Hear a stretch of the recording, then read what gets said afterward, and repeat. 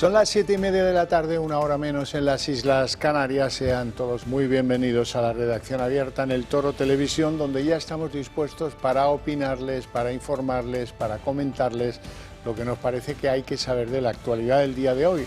Todo con dos premisas, la valentía y el rigor, y en un ambiente general de libertades.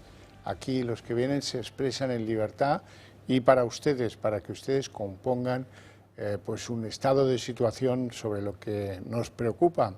Esto no es una telepedro, lo van a ver enseguida, porque es una cuestión de sabor en el programa que les va a hacer evidenciar que esto no es una de las televisiones que aplauden fervorosas lo que dice Pedro y lo que dice Moncloa. Bueno, lo primero que tengo que decirles es que el presidente americano Donald Trump ha dicho hoy que él garantiza que España va a cumplir con el 5% de los gastos en materia de defensa en 2035, que es el acuerdo de la OTAN. Nos había dicho Giorgia Meloni que, bueno, que habían firmado el mismo documento, España, Italia y todos los demás socios, los 32 socios de la OTAN. Así es que ahora dice que lo garantiza Trump, lo cual significa que tiene algunos argumentos para hacer que Sánchez cumpla con el compromiso de todos los miembros de la OTAN. Así que ha quedado claro que mentía interesadamente para dar cuartelillo a las formaciones antiamericanas y antibelicistas, etcétera, que forman ese conglomerado que le deja a él la presidencia del gobierno, pero eso no ha colado fuera de España, no ha colado lo más mínimo. Eso sí, como vamos de pollo en pollo también en materia internacional, hoy el problema son nuestras relaciones con Israel. Y la verdad es que nos consideran todos pro-palestinos, lógico. Viendo lo que hace y dice Pedro Sánchez y sus ministros, pues la conclusión es que debemos ser pro-palestinos. Esa es la sensación que tienen. Y de todo eso les vamos a hablar a continuación. Y finalmente se enfrentaron casi cara a cara. Israel acusó en el día de ayer al presidente Pedro Sánchez de liderar una cruzada anti-israelí, la cual catalogó como moralmente indefendible. Sí, lo escucharon bien. En palabras textuales, el comunicado oficial emitido por la Embajada de Israel en Madrid dice: en medio de esta agresión, el gobierno de España eligió no condenar ni una sola vez los ataques deliberados y continuos contra civiles israelíes, iniciando una cruzada anti-israelí. En su lugar, ha llamado a suspender los acuerdos europeos con Israel e imponer un embargo de armas al país que estaba siendo atacado. Según Israel, en apenas solo unos días, 29 civiles fueron asesinados. Barrios enteros quedaron reducidos a escombros y millones de personas vivieron refugiados en sus casas bajo amenaza. Y la respuesta de España: ninguna condena. Ninguna condena a los agresores, solo crítica a la defensa de un Estado democrático como Israel.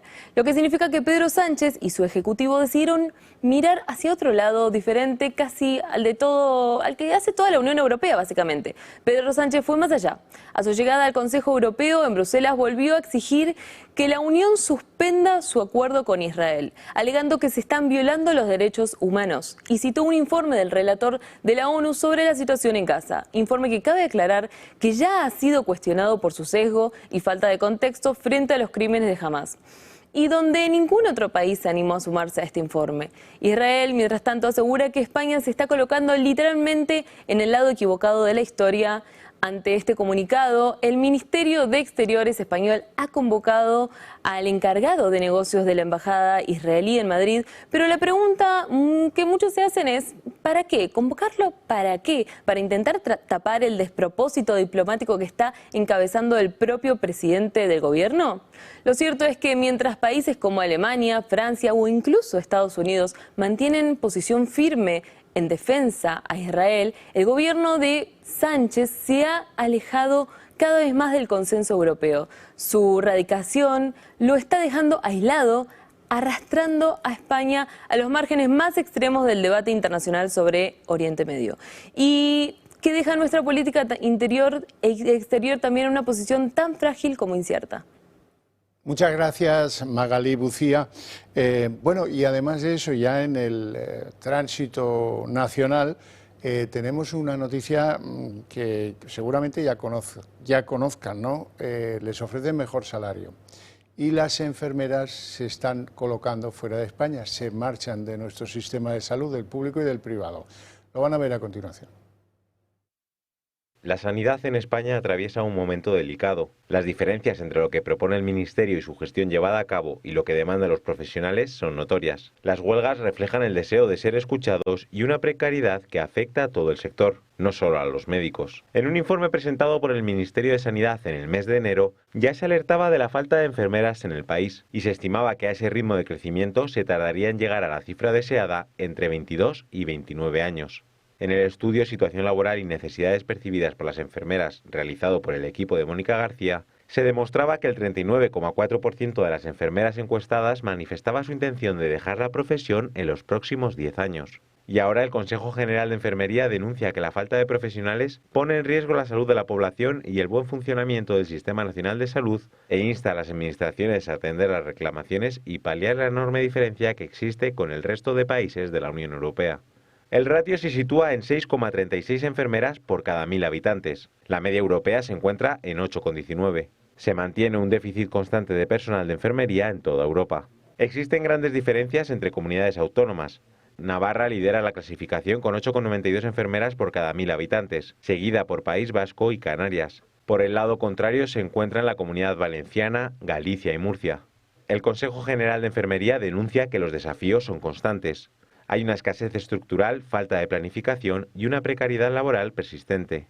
En 2024 se registraron 10.824 contratos para 5.802 profesionales, de los cuales 8.408 fueron de duración temporal, siendo un 77,7% del total. En periodos vacacionales la situación es más extrema. Debido a todo esto, de enero a junio del presente año, más de 1.000 enfermeros han solicitado marcharse al extranjero. En el año 2023, fueron 1.473. España necesita alrededor de 100.000 profesionales de enfermería para revertir la situación. Los enfermeros solicitan una mayor equidad. Y hoy hemos conocido los datos adelantados del IPC, del índice de los precios. Eso nos afecta absolutamente a todos. Hay un repunte que lleva los datos de junio al 2,2%. ¿Por qué?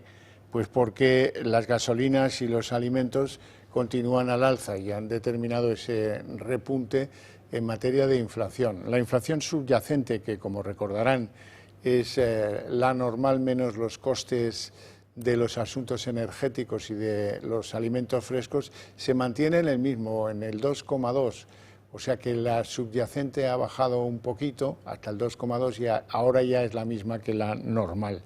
Lo cual pues nos lleva a la consideración de que se han roto los últimos 3 meses de moderación de los precios y ahora parece que empezamos un repunte con ellos.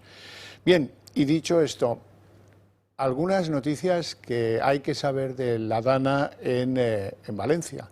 En primer lugar, han levantado la emergencia decretada hace 8 meses por razón de la DANA. En segundo lugar, el Metro de Valencia, una de las líneas que llevaba hasta algunos de los lugares afectados por la DANA, pues ya está operativa desde hoy. Son 20 estaciones que se tuvieron que cerrar por las consecuencias de la DANA y que hoy han reemprendido ese servicio diario que utilizan muchísimos valencianos. Nos cuenta lo de la emergencia Marien Vallejo. Buenas noticias para los vecinos afectados por la DANA, y es que el Gobierno de la Generalidad ha dado por finalizada la emergencia 8 meses después de esa tragedia. Los municipios afectados que salen ahora de esta fase son un total de 32, entre ellos Alfafar, Benetússer, Catarroja, Massanassa, Opa y Porta. Aún en el recuerdo de todos los españoles están todavía esas imágenes del caos de aquel 29 de octubre de 2024. Esta es la tercera y última desescalada, pero desde la Generalidad han querido ser claros: que se acabe la emergencia no significa que ya esté todo perfecto. Entre los problemas que todavía quedan por solucionar está la retirada de residuos y de escombros, las reformas en las viviendas afectadas y la mejora también del alcantarillado. Sin embargo, el Gobierno de Mazón ha asegurado que esto no va a ser a corto plazo. El próximo lunes, 30 de junio, Carlos Mazón y Gan Pampols, el vicepresidente segundo para la recuperación, van a presentar ese plan de recuperación para esas zonas afectadas. Y esta no es la única buena noticia noticia porque el servicio de metro ha vuelto hoy a la zona cero de la Dana. El primer tren ha salido hoy a las 5:22 horas de la mañana y aunque no funciona con la normalidad habitual, sí que se espera que en agosto se recupere del todo, incluido también el servicio nocturno. Así que poco a poco Valencia vuelve a ser la ciudad que era antes de esa Dana. Y sobre Aragón, sepan que Aragón ha reiterado hoy en la sectorial de infancia, convocada por el Ministerio de Juventud e Infancia, su rechazo a la reubicación de menores migrantes de Canarias a otras comunidades autónomas. Allí en esa sectorial se ha expuesto toda la alegación de la Comunidad Autónoma de Aragón ante este Real Decreto que busca regular la reubicación de menores migrantes no acompañados desde Canarias a otras comunidades. El principal argumento esgrimido por el Gobierno de Aragón es la posible inconstitucionalidad del primer Real Decreto Ley al entender que invade competencias autonómicas y que vulneran tanto los derechos de los extranjeros en España como los propios derechos de los menores. ¿Sabías que las horas más caras de la electricidad son justo cuando más las necesitas? La mañana y la noche. La luz se dispara entonces y tu factura también. Con el nuevo modelo de autoconsumo remoto con baterías de comunidad solar, almacenas la energía que producen tus paneles situados en un parque solar durante el día y las usas cuando más te convenga. Producción, almacenamiento y ahorro, todo en el mismo proyecto. Y listo para cualquier vivienda, pisos y casas que no pueden instalar paneles incluidas. No puedes instalar paneles en el tejado, pero con esta iniciativa del autoconsumo remoto, ahora estás de suerte. Únete al cambio y protégete de las subidas de la luz. Hay que llamar tan solo al 980 28 12 o entrar en comunidadsolar.es. Y permitidme que os haga un llamado a la necesidad de que si entendéis que hay que ir más deprisa en cuanto a llevar esas ideas que compartimos, ustedes y nosotros, pues es una buena idea que nos apoyéis, que nos ayudéis a llegar cada vez a más gente con esas ideas compartidas. Eso se puede hacer en plan francotirador, cada uno en sus reuniones, con sus amigos, con su familia, etcétera, etcétera, pero con nosotros vais a ir más deprisa porque nosotros tenemos la voluntad de ser una correa de transmisión de esas ideas para que calen lo antes posible en el conjunto de la sociedad española. Como sabéis, hay muchos lugares en España en los que no nos pueden ver en abierto, lo cual hace que solo nos puedan ver mediante medios de pago. Bueno, queremos que estos programas lleguen a todos los españoles y pensamos que va a ser bueno para la sociedad española. Así es que si queréis apoyarnos, solo tenéis que entrar y formar parte del Club de Amigos del Toro Televisión. ¿Cómo se hace? Muy fácil, hay que llamar al 91 616 2464 y en 5 minutos el tema queda resuelto. Nos vamos a ir a publicidad y enseguida abrimos nuestra mesa de análisis político.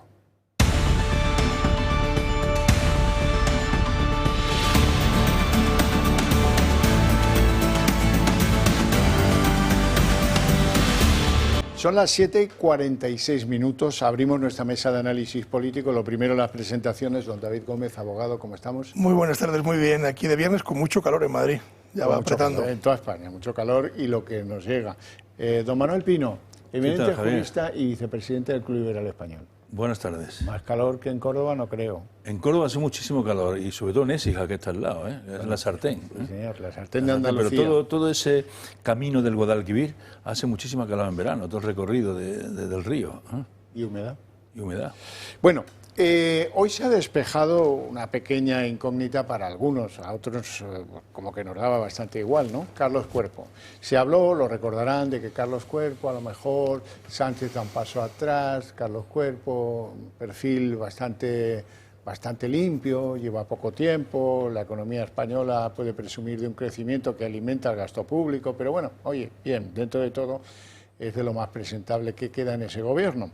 Hoy Carlos Cuerpo ha presentado su candidatura para presidir el Eurogrupo. El Eurogrupo es un grupo informal de apoyo a las decisiones económicas, de control del euro, de las decisiones compartidas en materia económica, que tiene su trascendencia, Se va a enfrentar al que ahora lleva ya 2 mandatos, se presenta el tercero, un irlandés que se apellida Donoghue, y que fue el que derrotó, no recuerdo yo ahora si fue en este último mandato o en el primero, a Nadia Calviño. Bueno, la verdad es que Donoghue lo tiene muy fácil para ser elegido, le da apoyo el Grupo Popular Europeo y el grupo de los socialistas en Europa pues está bastante capiti disminuido, con lo cual sería para mí una sorpresa grande que Carlos Cuerpo consiguiera esa nominación.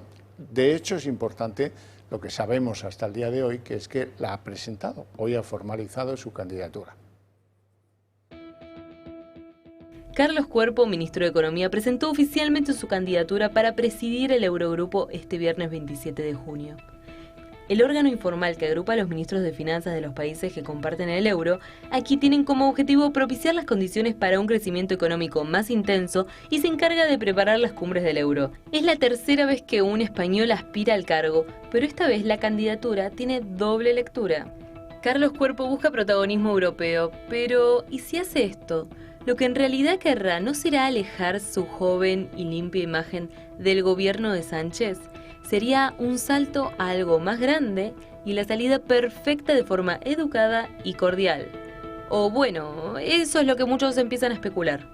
Joven, técnico y con una imagen limpia y pulcra, intenta construir un perfil propio más allá de la Moncloa. Pero enfrente tiene un rival difícil, el irlandés Pascal Donoghue, actual presidente del Eurogrupo que ya va por su tercer mandato y cuenta con el respaldo de la mayoría conservadora europea. La votación será el 7 de julio en Bruselas. Aunque sus posibilidades son escasas, Cuerpo gana visibilidad continental y como ya ocurrió con Calviño o de Guindos, este tipo de movimientos, incluso si pierde, pueden abrirle puertas mayores a la Unión Europea. ¿Qué os dice a vosotros esta candidatura?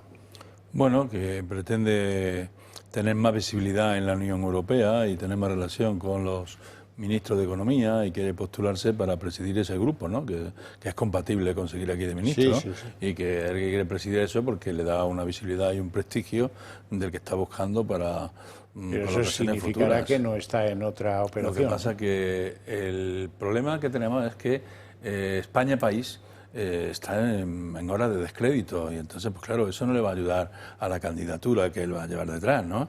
Y luego, pues Europa, los grupos políticos están como están, donde el suyo, como acabas de decir tú, pues no es el que tenga más fortaleza, ¿no? Si incluso está descendiendo con presencia y con poder en toda Europa, ¿no? El grupo y después de lo de la OTAN, peor aún. Claro, pues ese es mi punto de vista de esto, ¿no? Que lo de la OTAN no solo es enfrentamiento con Trump, sino que Dinamarca, Polonia, Eslovaquia, Italia, Alemania y Francia, todos han dicho, Dinamarca, todos han dicho que ¿dónde vas? ¿Qué experimento estás trayendo aquí a La Haya? Yo creo que es una forma educada de decir, me salgo de la quiniela. Es una forma educada, es decir, porque creo que además este ministro no es especialmente polémico, es decir, siempre ha sido como muy correcto en sus formas, y luego creo que es su tendencia natural, porque él ya venía de Europa y me da la sensación de que, bueno, como alto cargo, funcionario de Europa, pues van por ahí los tiros, ¿no? Es decir, yo creo que esa es su vocación más que la vocación de ministro, y sobre todo más que la vocación de militante socialista, seguramente. Entonces yo creo que es una forma, bueno, pues educada de salir y también de continuar con su carrera en la línea en la que estaba, que es volver a Europa e intentar hacerse hueco, y como bien habéis explicado en el vídeo, es decir, no solo si cae su candidatura y no gana, eso no significa que haya perdido, es decir, muy probablemente ya le han posicionado en Europa y le puede abrir camino a otras instituciones o a otros lugares de la Unión Europea. Bueno, vamos ahora, si os parece, a la noticia del día, porque es que 24 horas después de la aprobación de la ley de amnistía en el Constitucional, Junts ya pide un nuevo referéndum de independencia. Lo ha hecho desde Waterloo Carles Puigdemont, el fugado Puigdemont, y lo ha hecho desde Barcelona Jordi Turull. ¿Qué dice Puigdemont? Pues que, oiga, que esto de la amnistía pues es una pieza cobrada más, pero que es una enmienda a la totalidad a la represión del Estado español y que no es suficiente. Lo mismo dice Jordi Turull, dice que el conflicto político continúa latente, sigue vigente y solo puede resolverse con una votación, dice, que permita a los catalanes decidir su futuro. Vamos a escuchar a Turull y lo van a entender enseguida como este hombre que es que son como son los indepes, tienen su orgullo, y dice que él redactó la ley de la amnistía, o sea que se benefició de ella y que la redactó también, lo cual va a traer espero yo, alguna repercusión en el Tribunal Europeo de Justicia. Ya lo veremos. Vamos a escuchar a Turull. Yo participé en la redacción de la ley, es clarísimo. Es que era algo que no producía dudas, pero tenemos ese fanatismo político de estos justicieros, que no jueces, de Marchena y Arena, y seguiremos batallando, no abandonaremos la trinchera. Eso y otras lindezas, porque Puigdemont no se corta un pelo, ha dicho que el Supremo son un grupo de sediciosos y que, en fin, que hasta dónde van a llegar con este, como él llama, margen de prevaricación que aplica el Tribunal Supremo. Según él, se les está estrechando el margen, pero desde luego la voluntad está ahí. Ellos quieren un referéndum.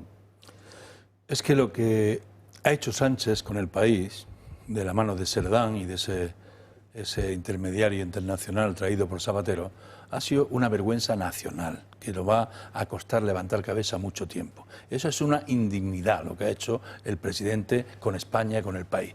Porque para él gobernar, por 7 votos, entregó una amnistía en un trueque, para su gloria personal, sin que fuera demandada por la generalidad del interés general español, sin que hubiera un cambio de ciclo, y luego la han adulterado diciendo que era pacificar la situación en Cataluña, que hemos visto que es un camelo, porque están haciendo el programa secesionista para que siga durmiendo en la monocola el señor Sánchez. Entonces esto es una indignidad, y en esa indignidad a los golpistas delincuentes que condenó el Supremo en un juicio impecable con la ley en la mano. Y televisado. Pues ahora los ha dejado de malos, en versión Puigdemont.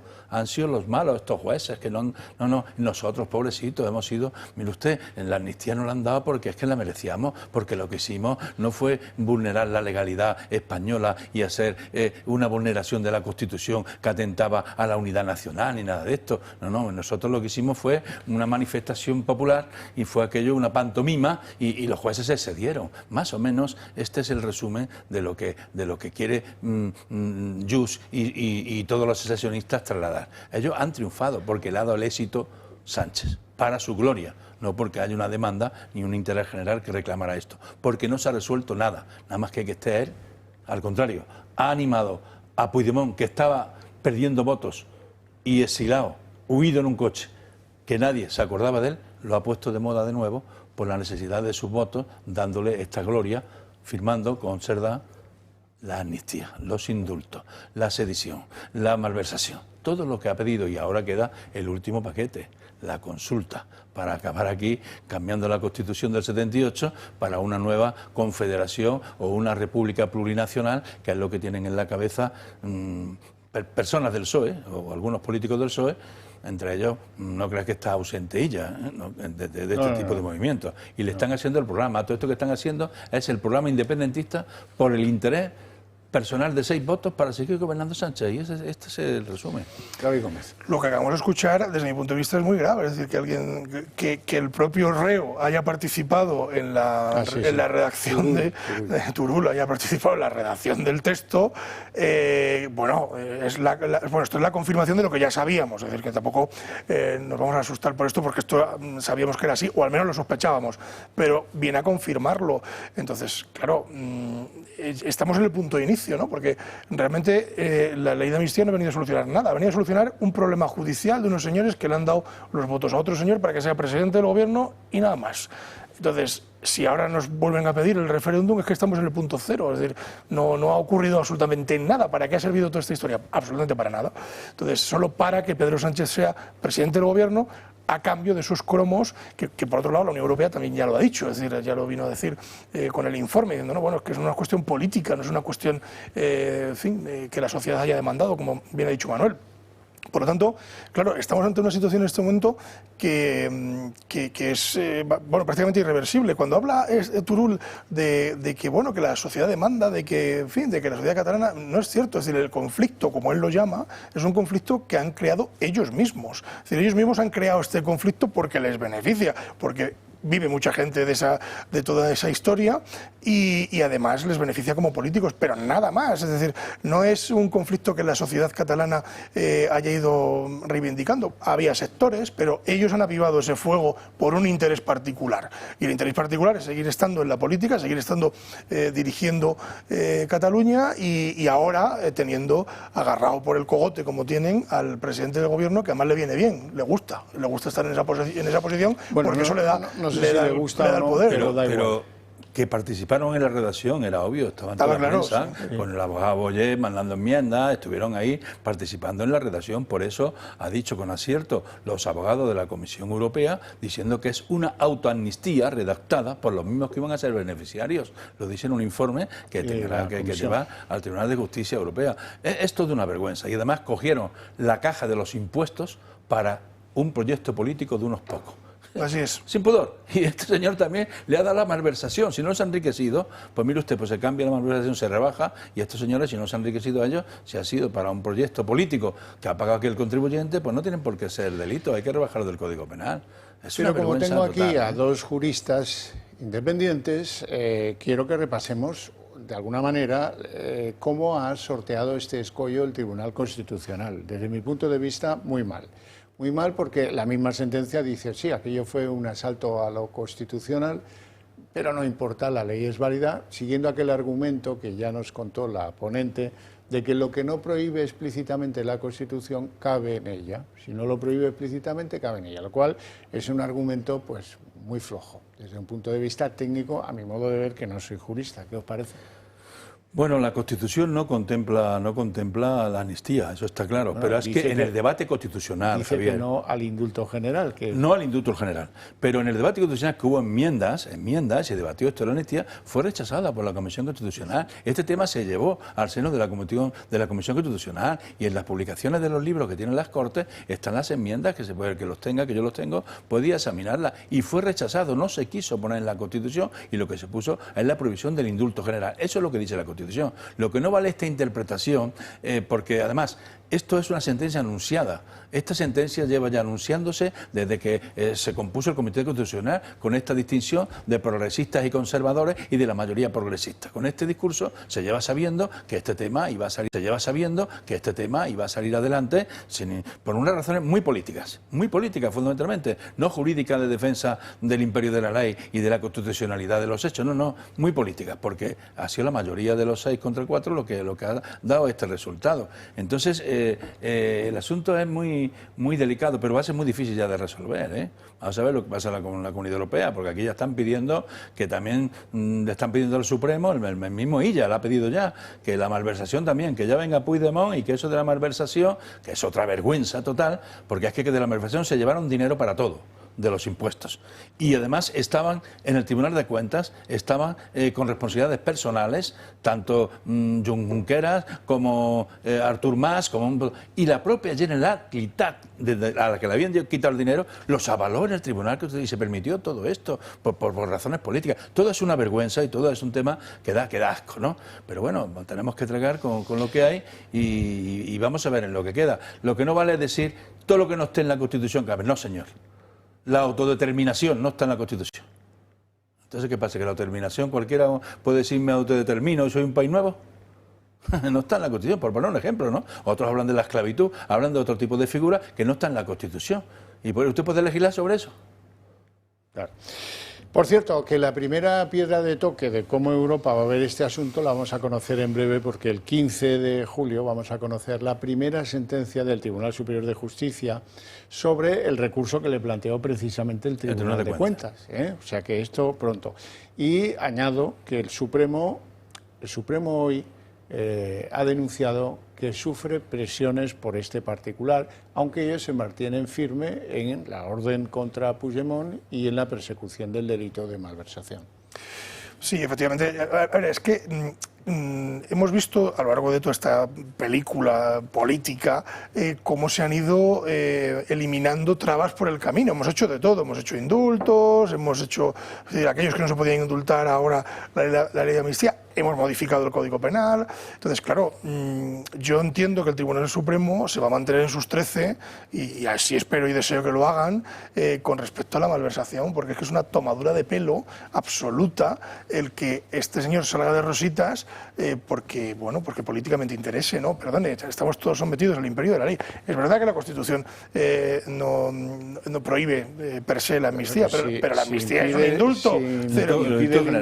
Claro, la amnistía es un indulto. ¿Qué quiere decir indulto general? Claro, es un indulto y además un indulto hecho ad hoc. No es un indulto que digas, bueno, mira, nos hemos pegado los españoles contra los españoles, indultamos a todos. No, es decir, es un indulto David, para una serie de personas en un momento concreto, muy determinado, por unos hechos muy concretos. Lo que es de traca y de poca vergüenza en general es que todo el PSOE, unánime, estaba diciendo, hasta que le faltaron los 7 votos, que esto era inconstitucional. Claro. Todos, incluido el ministro que está sentado y se ha abstenido en el Tribunal Constitucional, el ministro de Justicia. Era inconstitucional hasta que me faltan 7 votos y cambio de opinión. Y ahora es constitucional.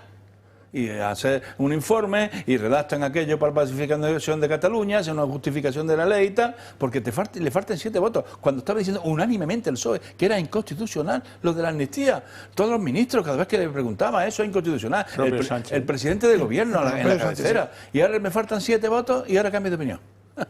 Y ahora me tengo que montar un tribunal constitucional que me facilite el poder que yo quiera, porque esto es un trueque, amnistía y perdón por poder. Y ya está. ¿Creéis que los 4 magistrados que votaron que no, que hicieron voto particular, etcétera, etcétera, podían haber hecho más? ¿Podían haber no asistido tal vez al pleno, haber producido una falta de quórum? Podían haber dimitido, podían haber hecho alguna cosa más, ¿no? ¿David? Pues a lo mejor podrían haber dimitido, no lo sé, pero yo que yo si hubiera sido magistrado en el Tribunal Supremo en este momento, yo me hubiera quedado ahí a pleitear lo que puedo, y la única forma que puedo ir a pleitear es lo que han hecho, un voto particular. Además, ojo, un voto particular, algunos de ellos muy duro, es decir, un voto particular muy bien hecho y muy bien argumentado, es decir, oiga, usted me quiere hacer comulgar con ruedas de molino cuando ni hay molino ni hay ruedas. Entonces, bueno, hay que leerse el voto particular para ver que efectivamente es un voto muy duro, muy duro. Han intentado y han hecho lo que han podido y han concluido con ese voto que es lo que le toca, el voto particular, que no estamos de acuerdo, en esa decisión no estamos de acuerdo y han explicado las razones a ver dónde llega ese voto particular. Esto, lo que se ha hecho es un día para la historia negra de España y para la historia negra del Tribunal Constitucional de muy difícil reparación. De muy difícil reparación. Pero fíjate si el Tribunal de Justicia de la Unión Europea vamos a ver. dice que esto no cabe en el derecho europeo, el papelón en el que queda el Constitucional español, ¿eh? Bueno, pues se van y no pasa nada, dirá que han cambiado de opinión, que sí, que se equivocaron, y ya está. Bueno, no sé. Que la Unión Europea ya ha dicho que no cabe en el derecho, o sea, ha venido ya allanando el camino diciendo, oiga, ha venido dando avisos, esto no cabe, es decir, es una ley hecha por los mismos que cometen el delito, oiga, mírelo a ver. Es decir, pero el Tribunal Constitucional ha hecho de su capa un sayo y desgraciadamente, como en las instituciones, concretamente el Constitucional, funciona con los votos por mayoría, pues es tabla rasa, ¿no? Es decir, aquí no hay discusión ninguna. Si tengo la mayoría, pues arraso con todo y asunto resuelto. Entonces, eso es lo que ha ocurrido realmente. Es decir, me gustaría haber puesto una cámara en los debates que ha habido en esa sala para ver cómo ha ocurrido todo, pero ya estaba el pescado vendido. Hasta el plazo. Claro, estaba el pescado vendido. Mira, el plazo lo ha dicho Cándido Conde Pumpido, claro, antes de junio, eso lo sabemos, el plazo. Es decir, cuando el Constitucional era resultado de un acuerdo temporal. Manuel, cuando el Constitucional tiene a pesar del expediente que tenga, este es un acuerdo temporal que había que sacarla antes del verano. En el cajón tiene muchas leyes. Para que la aprueben la reducción de jornada, para los presupuestos, para los líos que tenga este señor, que perdiendo las elecciones gobierna sin mayoría y además sin presupuestos y es parte del Parlamento. Es que tiene tela, ¿no? Sí, y mira el lío que ha metido al Tribunal Supremo, al Estado de Derecho y la humillación que ha sido para todos esta decisión del Tribunal Constitucional por mayoría de votos. Por mayoría de votos, rompiendo la igualdad. Darle a unas personas que han delinquido, condenados, le doy la amnistía y el perdón de lo que habéis llevado, de la pasta pública, de los impuestos, de todo, si me dais 7 votos... Perdón sin arrepentimiento, es que ojo, acordaos de los indultos, perdón sin arrepentimiento, porque uno de los requisitos fundamentales del indulto es el arrepentimiento, que mínimo. Entonces, ni siquiera se ha cumplido con eso en aquel momento. Turull fue indultado y mirad lo que está Turull ahora. Está igual, pues está como estaba igual. Espero que en el Tribunal Superior de Justicia Europea tengan muy en cuenta eso, esa manifestación voluntaria de Jordi Turull, según la cual él redactó la ley de la cual se beneficia. Sí, la autoamnistía, manda todo. Cambiamos de tema porque hay algunas cositas del mundo de la corrupción interesantes. Por ejemplo, hoy publica El Confidencial que Adif, ya sabéis, la compañía de los trenes de alta velocidad que presidía Isabel Pardo de Vera, dio carpetazo a una denuncia interna precisamente para favorecer a una de las empresas de la trama, de las que rendían beneficios a la trama. Y al mismo tiempo tengo que deciros que usando un software de origen israelí, la Guardia Civil ha venido a romper la tesis del abogado de Santos Cerdán, que como sabéis era abogado de Jordi Cuixart, uno de los Jordis, y que ahora están los indepes muy excitados. ¿Cómo se le ocurre a este hombre ahora defender a Santos Cerdán, al que ya le dan la presunción de culpabilidad, por cierto? Bueno, en cualquier caso, la primera de las decisiones del abogado, Benet Salellas, fue: hombre, es que mi cliente dice que no es él el que sale en las grabaciones y seguramente son grabaciones alteradas con inteligencia artificial. La Guardia Civil ha salido al paso de todo eso, ya digo que utilizando un software israelí que dice que los vídeos entre Ábalos y Cerdán, que son los que nos ocupan, son reales y que aquí no hay inteligencia artificial que valga. Y asunto concluido, ¿no? O sea, carpetazo total a la tesis. Bien. Sí, bueno. Sí, efectivamente. A ver, es que yo sabía, o sea, yo creo que casi todos sospechábamos, por lo menos los letrados, que en algún momento alguien iba a decir, esa no es mi voz, porque este es un recurso muy fácil, ¿no? Es un recurso, tío, esa no es mi voz. Eso es como que dice, ¿usted firmó el documento? Que eso nos ha pasado a muchos. No, esa no es mi firma. Bueno, pericial caligráfica, vamos a ver de qué va esta historia. Y generalmente el 90% de las periciales caligráficas, por no decir el 99%, dan la razón a quien dice que esa firma es auténtica, ¿no? Entonces, o no lo es. Es decir, pero yo sabía que en algún momento iba a ocurrir esto. O sea, las grabaciones son tan burdas que no, o sea, de por sí ya no, o sea, la UCO no lo dice, pero yo creo que de por sí se ve que no es una inteligencia artificial, porque es una grabación hecha donde se escuchan ruidos de fondo, donde se nota que está escondido el chisme con el que está grabando, es decir, es muy complicado. Y además da igual, porque es comprobar si lo que se dice en las grabaciones es verdad, y eso se puede comprobar y seguro que tiene soporte documental en muchos casos. Pero yo creo que ahí se han concertado las defensas, ¿no? Porque Ábalos también la ha negado, han negado todo, si la caligráfica, la lista de empresas beneficiarias, las que iban a estacionar, dijo que no era su letra y que tenía un problema y que no sé cuánto, y al final la caligráfica dijo que sí, una lista que aportó Aldama, por cierto, de las empresas que habían sido extorsionadas y que habían pagado comisiones por adjudicaciones de obras, alterando la igualdad de las empresas que acudieron al concurso, ¿no? Bueno, por seguir con Santos Cerdán, resulta que, según publica el español Servinavar, que es la compañía navarra que formaba parte de esas UTEs que se llevaron obras muy significativas en Navarra y fuera de Navarra, pues fue uno de los financiadores de la campaña de Sánchez para conquistar la Secretaría General del PSOE. Esto, 50.000 euros para apoyar la campaña del Peugeot, la famosa campaña del Peugeot. Y hoy Borja Semper, portavoz del PP, decía que hay que aclarar, como sea, pero que hay que aclarar pues quién financiaba la campaña de Pedro Sánchez. Además, tenemos la convicción de que la corrupción en España se inició antes incluso de la llegada de Pedro Sánchez a la Moncloa. Se inició también en sus primarias. Y el señor Santos Cerdán y el propio Pedro Sánchez tienen que dar explicaciones ante la información que ha sido publicada en algún medio de comunicación. Una información que apunta también a que empresas del entorno de la trama creada por Santos Cerdán financiaron la campaña de Pedro Sánchez. Todo lo que estamos padeciendo, todos los escándalos que estamos viendo, lamentablemente, en España, tienen su origen en aquel pacto amoral, políticamente indefendible, como fue la ley de amnistía. Recordad que Servinavar es la empresa de la cual Santos Cerdán es titular de un 45% del capital por 6.000 euros, que es lo que le costó. Tremendo.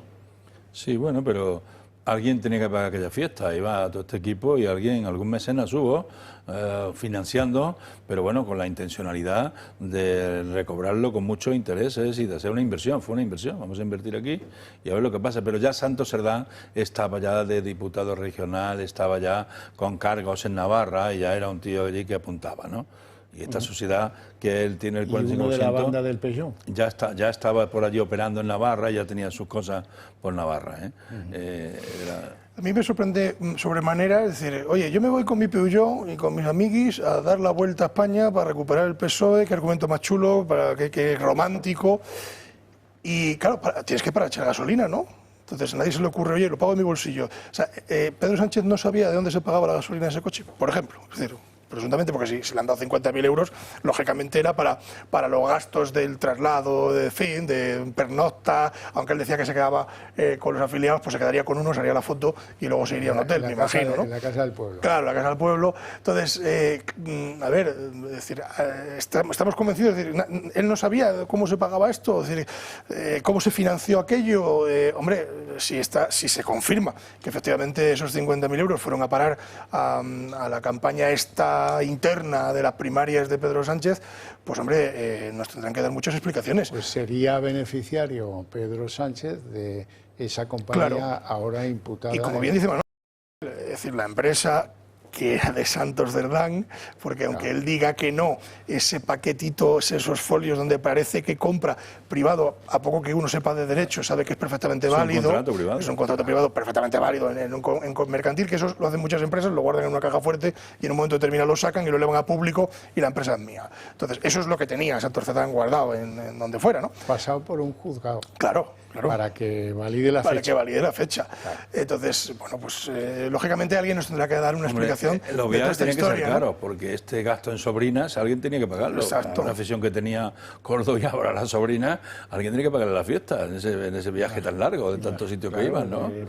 Claro.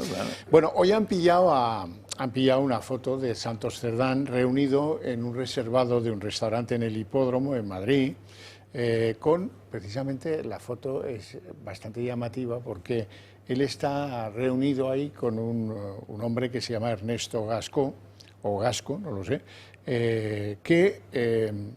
¿cómo no? Amigo de Sánchez, pues le buscaron algo y trabajó en Moncloa, bien cerquita de Pedro Sánchez, como Cristina Álvarez, ¿no? Por cierto, lo de Cristina Álvarez, después de pasar por la audiencia provincial, ha quedado completamente ratificado el juez Peinado en que esta señora se lucró y trabajaba para cosas privadas de Begoña Gómez. Sí, era crónica de una muerte anunciada, es decir, yo creo que los abogados que defienden a esta señora, o incluso al propio PSOE, entre comillas, fiaban su esperanza que esto no ocurriese, pero vamos, después de todo lo que hemos visto, estaba meridianamente claro que esas personas que dice Bolaños que atienden a la familia del presidente como una cosa buenina, ¿no? Como, bueno, lo que en otra época se llamaba ayuda de cámara, ¿no? Es decir, bueno, pues que simplemente es para la agenda, para tal, bueno. Es decir, efectivamente yo no me niego, ni nadie se niega que esta gente tenga una atención porque la necesita para el cargo, una ayuda, lógico, pero no para los negocios. Y aquí está claro que aquí ha habido parte de negocios. Este era también del círculo de confianza de Pedro Sánchez, porque era alto comisionado en Moncloa, alto comisionado. Sí. Con rango de director alto general. Comisionado para la defensa de la pobreza infantil, me parece que era, un cargo de ese rango tuvo de 3 o 4 años en Moncloa, ¿no? Y luego, claro, como tienen que seguir todos colocados en la empresa, pues la SEPI lo pone de presidente del Hipódromo de la Zarzuela, porque no era cualquiera, era presidente del Hipódromo de la Zarzuela. Y bueno, pues allí tenía un restaurante que era la cantina, pues sí, lo utilizaba, era un sitio discreto para sus encuentros. Y allí pues era también amigo de Cerdán, y allí pues iba a que era más discreto en reuniones con empresarios, como la que ha salido en la foto, ¿no? Fíjate, lo de Cristina Álvarez a mí me llama mucho la atención, porque después de ser colocada, probablemente por Begoña Gómez, saltando todos los entresijos administrativos que te puedas imaginar, la coloca en Moncloa, pero es que tiene una hermana, se llama Esther. Y Esther es colocada en la Complutense. Qué curioso todo, ¿eh? Cómo encajan las piezas, ¿eh? Así que esto es apasionante, la verdad. Bueno, a mí no deja de asombrarme otro asunto, otro perfil de la corrupción, el que afecta al que era número 3 de María Jesús Montero en el Ministerio y presidente hasta hace apenas 2 meses del Tribunal Económico Administrativo Central. Este, como recordaréis, es un señor que fue denunciado por un empresario porque le había pagado 100.000 euros en billete arrugado para que le produjera unos fallos, unas sentencias, podríamos decir, en el Tribunal Económico Administrativo Central que le exonerasen de pagar unas multas a Hacienda.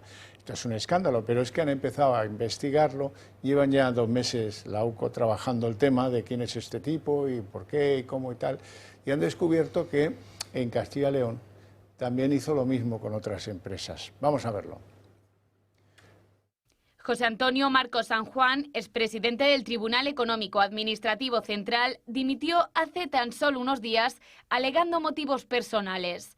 Pero su salida no es una simple dimisión. Según Objective, la Guardia Civil lleva meses siguiéndole la pista e investigando su patrimonio tras detectar graves irregularidades. La alarma saltó después de que el debate desvelara posibles prácticas corruptas dentro del Tribunal Económico Administrativo Central. Según el testimonio de un empresario, Marcos San Juan cobró más de 100.000 euros en mano a cambio de anular multas de Hacienda. Dinero público que nunca llegó al Estado gracias supuestamente a resoluciones amañadas por San Juan. Sin embargo, los indicios no se limitan a su etapa más reciente. Antes de llegar al Tribunal Económico Administrativo Central, Marcos San Juan ya había beneficiado a empresas durante su etapa en Castilla y León. Según las pesquisas, también habría beneficiado a determinadas empresas como Discomptes Valladolid, que logró evitar una multa de 64.000 euros, o Refinería Olmedo, que ganó un contencioso de 1,2 millones frente a Hacienda. De momento, José Antonio Marcos San Juan no ha dado explicaciones públicas. Su dimisión fue rápida, silenciosa y aprobada sin ruido por el Consejo de Ministros. Pero la investigación sigue su curso. El caso ha llegado también a la Fiscalía Anticorrupción tras la denuncia que Manos Limpias ha presentado por supuestos delitos de prevaricación, malversación, cohecho y tráfico de influencias. Por lo tanto, el futuro judicial de San Juan pende del documento que la UCO lleva meses elaborando. Sin embargo, a pesar de los indicios y de la investigación que los agentes llevan sobre él, María Jesús Montero no dudó ni un segundo en poner la mano en el fuego por San Juan. Corrijo, este señor, Marcos San Juan, dejó de ser presidente del Tribunal Económico Administrativo Central el pasado 18 de junio, anteayer, como quien dice. Bueno, a la vicepresidenta y candidata andaluza le crecen los enanos, ¿no? Y no le quedan manos, se ha quemado todas. Se quema todas, tiene que estar en la unidad de quemados, yo creo, permanentemente entrando y saliendo, porque su jefe de gabinete también tiene otros problemas parecidos, según Aldama, de que le había dado un dinero para aplazarle unas deudas fiscales y ha sido denunciado por Aldama y eso está también ahí pendiente y parece que sigan trabajando los investigadores a ver lo que queda, ¿no? Y este señor que venía ya de malas prácticas del Tribunal Económico Administrativo Regional de Castilla y León, pues lo promociona también ella y lo pone aquí y está claro, parece ser, cuando se ha ido, porque hay cosas que ya veremos en lo que queda, ¿no? Y que bueno, que a cambio de quitar multas, pues se le daba dinero, ¿no? El empresario que ha denunciado, si le llega a salir bien, a lo mejor ni lo denuncia, ¿eh? O sea, que algo ha pasado también ahí, porque para cada funcionario corrupto hay un corrupto que también paga. Esto funciona siempre así, pero sí. Gracias a eso los países... Pero bueno, que la vicepresidenta, lo que pasa es que ella no va a ser responsable, dirá Franco, la derecha, la ultraderecha, y dirá cosas de esas y ella se queda nueva. Fíjate, estos que venían a acabar con la corrupción, a regenerar, a acabar con la corrupción, es decir, es que están, el entramado es como que está enraizado en el ADN de toda la estructura, es decir, se presupone, ¿no? Es decir, los que hemos peleado alguna vez con el Tribunal Económico, se les presupone una seriedad absoluta, un temor por parte de los que vamos, incluso los abogados, un temor, en fin, que es razonable porque vas a un sitio donde puedes salir de allí traspellado y resulta que vemos cómo este señor, pues parece ser que recibe dinero y que amaña, o sea, ¿cómo queda? O sea, ¿cómo le dices a los españoles que confíen en las instituciones? No puede confiar nadie en ningún sitio, es decir, se está encargando la credibilidad del Constitucional, la credibilidad ahora del Tribunal Económico Administrativo, del Gobierno, de ministerios, o sea, es alucinante los que venían a regenerar cómo se está encargando la confianza de los españoles en el propio sistema.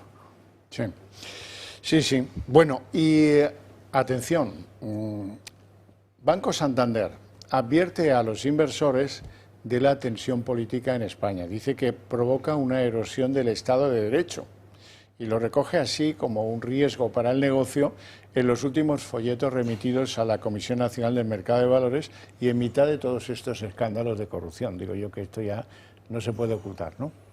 Hombre, la tensión política que vivimos, el imperio de la ley y el Estado de Derecho tiene que estar presente en cualquier país serio, en una democracia sana y una democracia solvente donde anima a un inversor a poner su dinero. Tiene que haber un Estado que respete el imperio de la ley y que donde pueda haber, con la ley en la mano, derecho de igualdad para todo contribuyente. Y aquí todas estas cosas del enfrentamiento político que llevamos desde Zapatero, de unos contra otros, de Franco, de la derecha, de la ultraderecha, de los buenos, de los malos, todo este lío del frentismo que tenemos, pues eso no favorece en nada a la confianza política. ¿Por qué? Porque nuestra democracia, con cosas como lo que ha pasado con el Constitucional, pues son anomalías que debilitan el sistema, porque claro, ¿y con qué no? Claro, con la ley de OPAs usted toma una decisión basada en la política de la mayoría y que le llama progresista.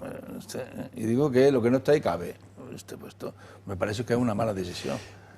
Efectivamente, es decir, a ver, no se puede, no, es que ya, o sea, a lo mejor había un momento que políticamente hablando alguien lo podría ocultar, lo podría manipular de alguna forma. En las fechas en las que estamos es indiscutible la situación que tiene el Gobierno, la situación que tiene el fiscal general, la situación que tienen muchas instituciones del Estado, es decir, no se puede ocultar, pero ya no solo a nivel interno, es que a nivel internacional ya se están poniendo los focos. Sí, hay editoriales muy potentes contra toda esta situación. Claro, no se puede ocultar. Bueno, no tenemos tiempo para más, lo dejamos aquí con mi agradecimiento a los señores que me acompañan por sus opiniones y por su presencia en el programa. Y a ustedes por su paciencia e interés, pero para ustedes tengo premio porque a la vuelta de publicidad arranca El Día en 30 minutos.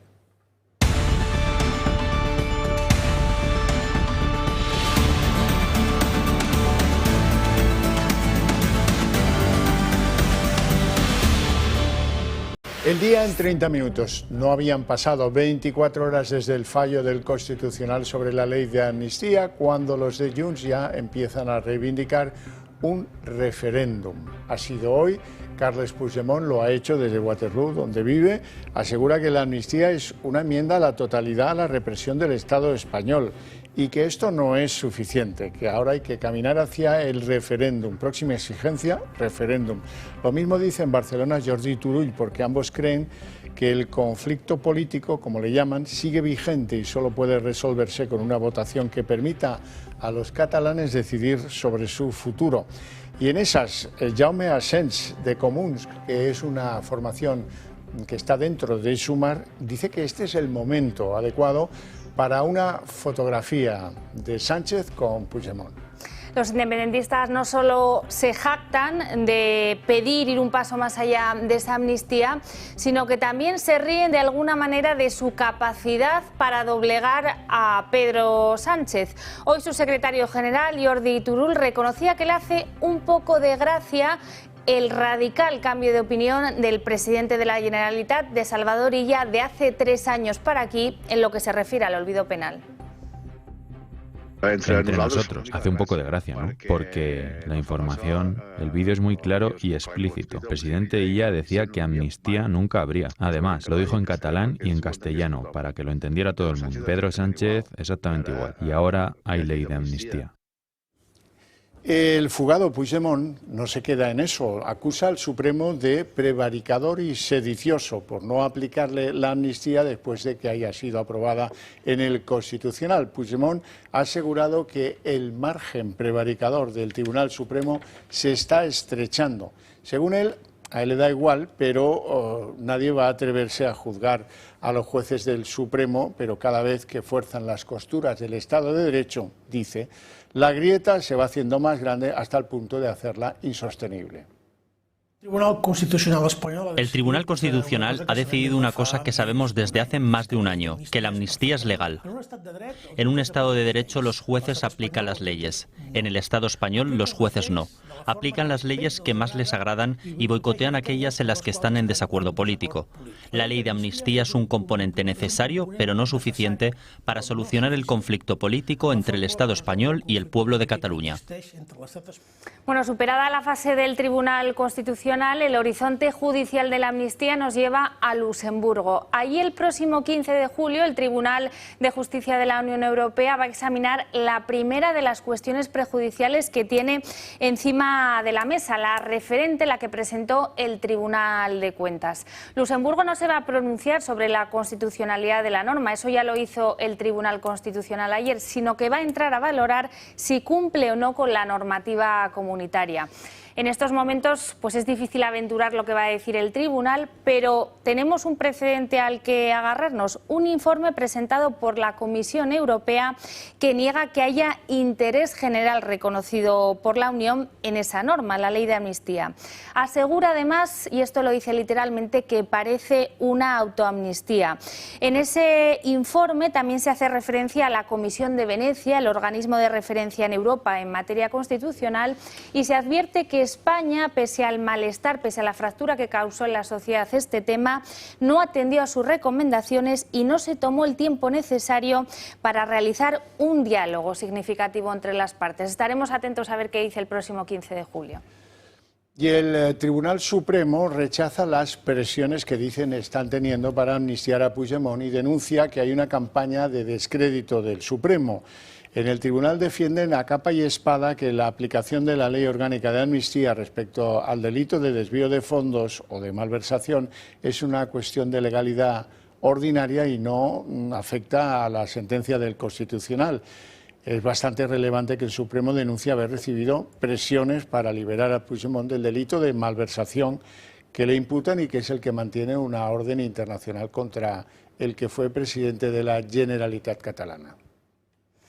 Y no ha sentado muy bien en el seno del Partido Socialista las declaraciones de ayer de Felipe González criticando duramente la amnistía. Uno de los que se ha pronunciado ha sido Patxi López, el portavoz del PSOE en el Congreso, asegurando que Felipe González ha perdido todo el prestigio, que ha dejado de ser un referente en la izquierda. López le ha abierto la puerta a irse. A un Felipe González que ha perdido todo el respeto, todo el prestigio que podía tener en la izquierda de este país. Un Felipe González que ha comprado el argumentario completo de la derecha. ¿Se ha hecho de derechas Felipe González? No, ha comprado el argumentario. Y debiera de repasar alguna declaración que en ese sentido hizo su amigo Alfredo Pérez Rubalcaba. Los demócratas españoles tenemos la obligación de impulsar todas aquellas ideas, todas aquellas iniciativas que frenen la burla de la amnistía y la corrupción de las instituciones infectadas por la política de conveniencias de Pedro Sánchez. Sabemos que Europa bloqueará la resolución del Constitucional si considera que la ley es una autoamnistía contraria al derecho europeo. Así que se trata de hacer el máximo ruido posible para que en el Tribunal de Justicia de la Unión Europea se enteren de que los independentistas catalanes se expresan como Jordi Turull, el número 2 de Junts, y que se ha beneficiado por la amnistía al tiempo que reconoce sin rubor que participó en la redacción de la ley. Sí, que la escribió y que se ha beneficiado de ella. Blanco y en botella. Se trata de una autoamnistía. Turull era un aparàchic de Convergencia que llegó a ser conseller de la Generalitat e impulsó la independencia desde el cargo. Estuvo en prisión más de 2 años, acusado de rebelión, de sedición y de malversación por aquello del referéndum. Luego fue indultado en 2021 por el gobierno Sánchez y también se ha beneficiado de la ley de amnistía. Así que la ley no fue impulsada por el legislativo, como pretende Sánchez, sino por el PSOE con Cerdán y Bolaños al frente y por los independentistas, a veces en Waterloo, a veces en Suiza. Será bueno que repitamos tantas veces como sean necesarias estas maniobras para evitar que las mentiras, por repetidas, no se conviertan en medias verdades. Y en tribunales estamos muy pendientes el próximo lunes de esa declaración de Santos Cerdán en el Tribunal Supremo. Hoy el magistrado Leopoldo Puente ha confirmado que Santos Cerdán no podrá declarar en vivo, no se podrá retransmitir esa comparecencia en directo en los medios de comunicación como pedía su abogado. La justificación es que la ley obliga a que todas las diligencias del sumario sean secretas. El instructor sí que reconoce que últimamente se han filtrado varias de esas comparecencias en los juzgados, pero desde que se dejó de dar cuenta a las partes de esa diligencia, no ha trascendido ninguna de estas declaraciones. El magistrado también ha rechazado la petición del PSOE de expurgar de la causa la cuenta de correo corporativa de Cerdán y la solicitud de UPE presente en esa declaración del exdiputado el próximo lunes.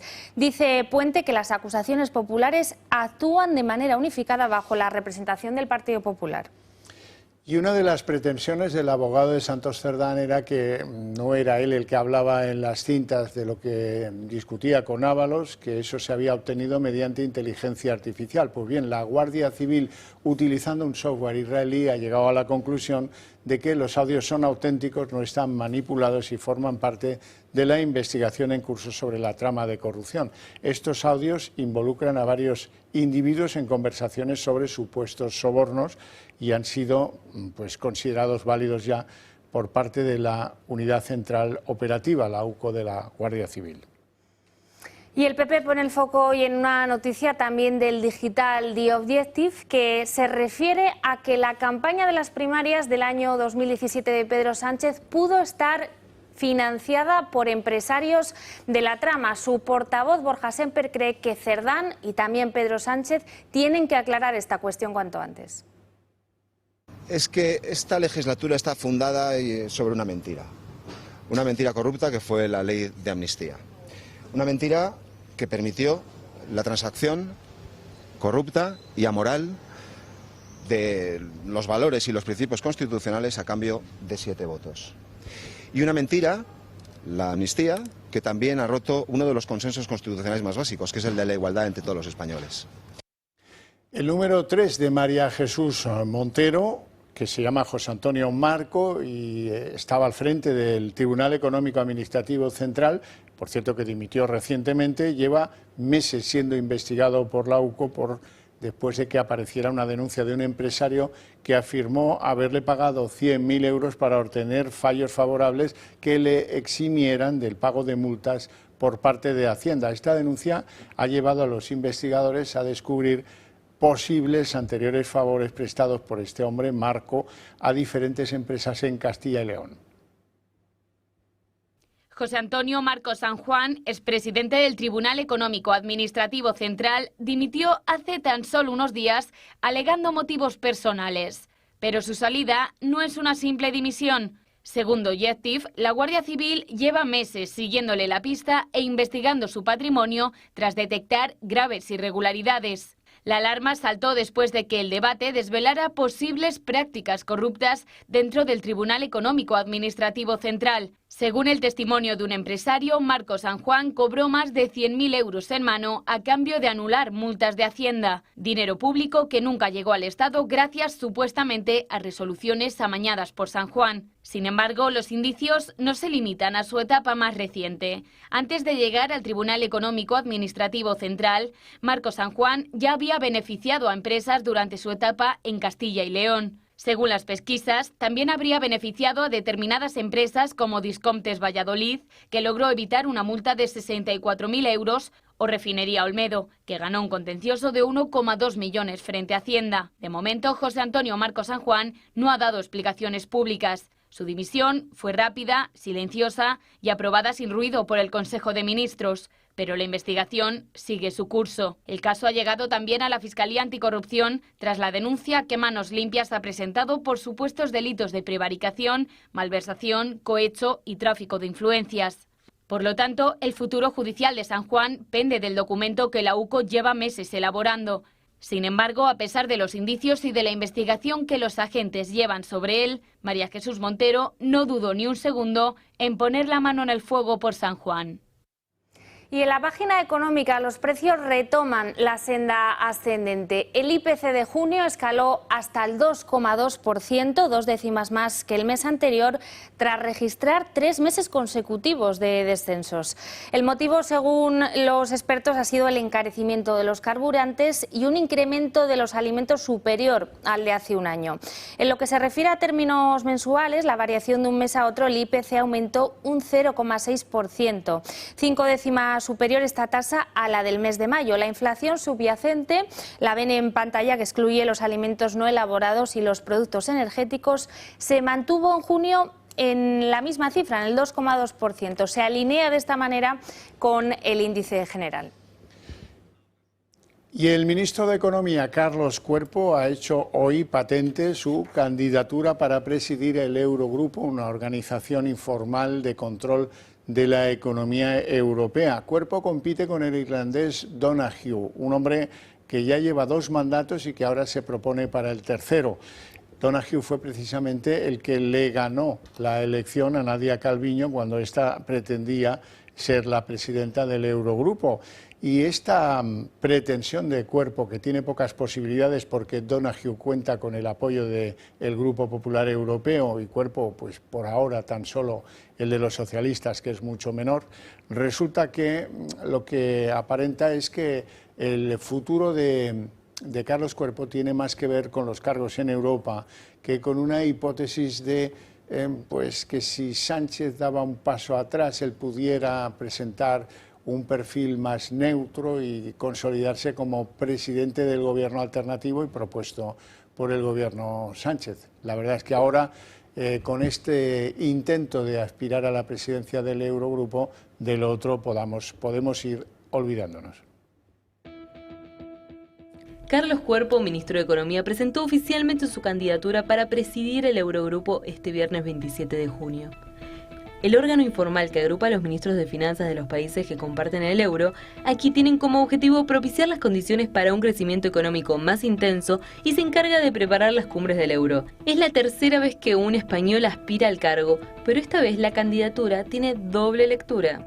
Carlos Cuerpo busca protagonismo europeo, pero ¿y si hace esto? Lo que en realidad querrá no será alejar su joven y limpia imagen del gobierno de Sánchez. Sería un salto a algo más grande y la salida perfecta de forma educada y cordial. O bueno, eso es lo que muchos empiezan a especular.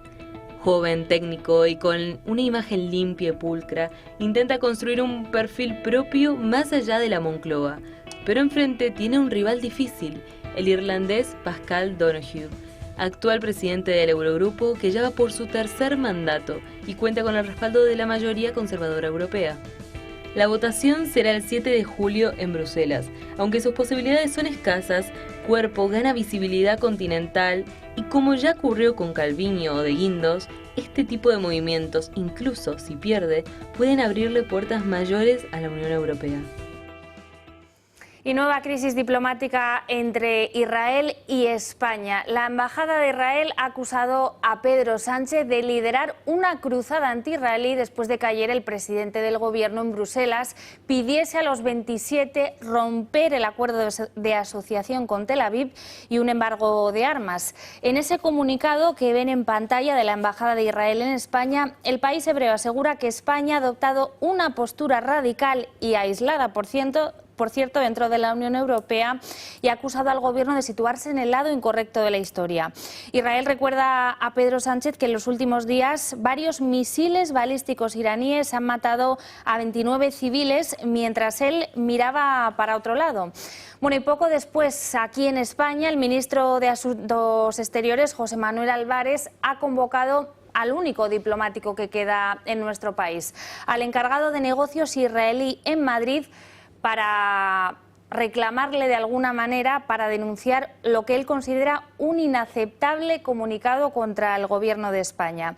La petición de Sánchez de ayer, por cierto, de romper la alianza con Israel ha sido prácticamente desoída en Bruselas. Las conclusiones del Consejo Europeo, que tuvo lugar ayer en Bruselas, se limitan a tomar nota de la revisión del acuerdo comercial y a emplazar a los ministros de Exteriores a hacer un seguimiento teniendo en cuenta la evolución en el terreno. Y a Donald Trump parece que no se le olvida el papelón de Pedro Sánchez en la cumbre de la OTAN, porque hoy ha dicho que él personalmente garantiza el cumplimiento de España con el acuerdo de elevar en 2035 el gasto de defensa de los países miembros de la OTAN al 5% de sus productos interiores brutos. O sea que ahora es el garante de que vaya a cumplir Pedro Sánchez. Se ha buscado mal enemigo. Bueno, y en la página de Sociedad, bueno, algunas noticias positivas nos llegan desde Valencia. En primer lugar, porque hoy han levantado la situación de emergencia posterior a la Dana, y en segundo lugar, porque el servicio de metro ha vuelto este viernes a la zona cero, a los lugares que estaban conectados con la ciudad de Valencia, 8 meses después de las inundaciones que causaron muchísimos daños a las infraestructuras. El primer tren arrancaba a las 5 y ha sido un día de ajustes y de operaciones, pero las 20 estaciones de la línea están ya a pleno rendimiento. Y aquí en Madrid, Boadilla del Monte quiere albergar un Cristo más grande que el de Río de Janeiro. La Asociación Corazón de Jesús quiere convertir este municipio madrileño en un centro de peregrinación cuyo reclamo sea un Cristo arrodillado de 37 metros de altura, o sea, el más grande del mundo. El coste total sería de 18 millones de euros que la asociación pretende pagar con donaciones. De hecho, aseguran que ya llevan recaudados 100.000 euros con un crowdfunding en apenas 2 semanas. El Cristo estará ubicado en unos terrenos cedidos por el Ayuntamiento y podrá verse desde la M50. Algunos vecinos no acaban de ver con buenos ojos la iniciativa. Temen que, pese a ser algo novedoso, puede atraer turismo y gente y hacer peligrar la tranquilidad del municipio. Bueno, Marina, nos vamos con una boda tierna, bonita.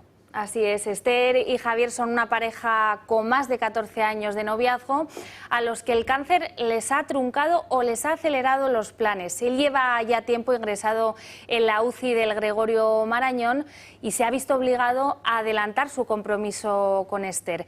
Todo el equipo, tanto médico como de enfermería, se ha volcado con este enlace. Han hecho de wedding planner para que todo estuviera a punto para esa ceremonia. Dicen que ha sido muy sencilla, pues todo lo que permita un hospital, pero que ha sido profundamente simbólica. Este tipo de bodas en los hospitales, cuando uno de los cónyuges está pues con un estado bastante grave, se han vuelto cada vez más comunes, sobre todo horcajo en las redes sociales. Mucho mejor esta boda que la de Jeff Bezos en Venecia de ayer. Eso es verdad. Hasta aquí el día en 30 minutos. Les deseamos un feliz fin de semana a todos y desde luego continúen viendo el Toro Televisión. Y volvemos el lunes con toda la información. Aquí les esperamos. Que pasen buen fin de semana.